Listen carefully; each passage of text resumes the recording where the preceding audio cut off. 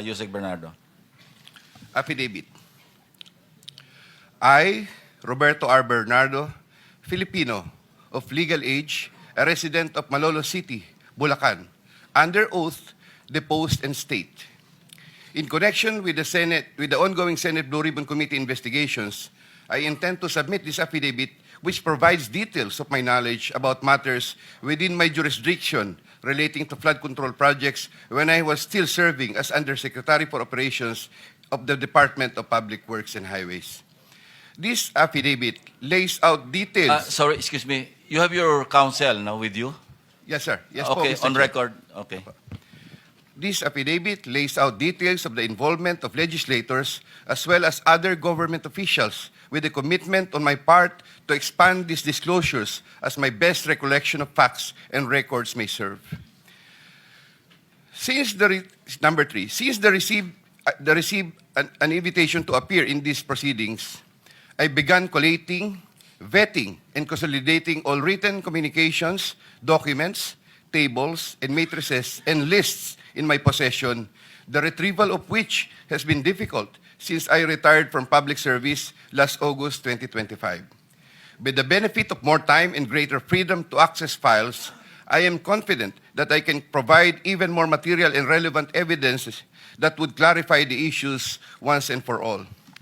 Number four, more importantly, I am executing and submitting this affidavit with my full and absolute consent as an integral part of my application to be admitted under the Witness Protection Program through the favorable recommendations of the Honorable Chairman of the Blue Ribbon Committee, Senator Ping Lacson, and the Honorable Senate President, Tito Soto, under Section 4, as well as Section 10 of Republic Act Number 6981, otherwise known as Witness Protection, Security, and Benefit Act before the Department of Justice. I attest and confirm that the names, dates, and transactions mentioned hereunder are based on my direct personal knowledge and have ample documentary support where necessary or desirable if given full opportunity to retrieve the same. Background facts. I earned my bachelor's degree in Bachelor of Science in Civil Engineering in 1984. I am a registered civil engineer by profession. In the year 1985, I began my 40-year stint in the DPWH as a laborer. I then climbed the ranks through the years as Associate Civil Engineer, Engineer 2, Engineer 3, and as Assistant District Engineer, Assistant Regional Director. I then became Assistant Regional Director CESO 4 sometime in 2012 until my appointment as Assistant Secretary in 2016. I finally became Undersecretary more than a year later and remained such until my retirement on August 2025. I met former District Engineer Henry Alcantara during my assignment in the Laguna 2nd District Engineering Office. Engineer Alcantara, Engineer Bryce Hernandez, Engineer J.P. Mendoza, and Engineer Algie Jumasig all belong to the Bulacan 1st DEO.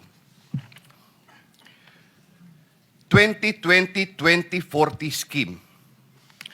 Sometime after the State of the Nation address of President Ferdinand Bombo Marcos Jr. in July 2025, and while I was already on sick leave, I heard from Secretary Bunoan for the first time that Engineer Alcantara, Engineer Hernandez, Engineer Mendoza, and Engineer Dumasig were engaged in contracting activities using the licenses of other contractors.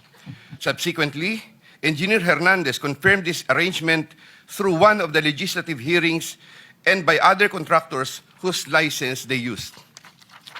According to Bryce Hernandez, their sharing is 20-20-20-40% from these activities. My understanding is that they had prepared and signed documents for purposes of collecting payments, which they then apportioned the profits amongst themselves.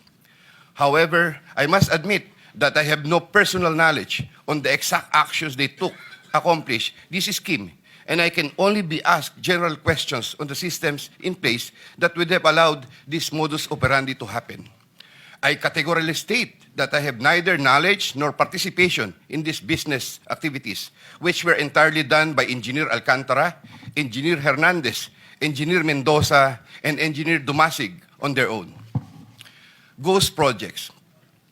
At about the same time, after the 2025 SONA, I also heard for the first time that aside from the 2020-2040 scheme, were flood control projects, ghost projects, for which Engineer Alcantara, Engineer Hernandez, Engineer Mendoza, and Engineer Dumasig were also responsible. These were confirmed later by Secretary Bunaan during a separate legislative hearings. I called up Engineer Alcantara to ask him about these flood control ghost projects. He denied any participation. Subsequently, he likewise told me that he even convened the officers of Bulacan First DEO to confront them about these ghost projects, and that some officers, it was Engineer Hernandez, who was the primary person responsible for the same.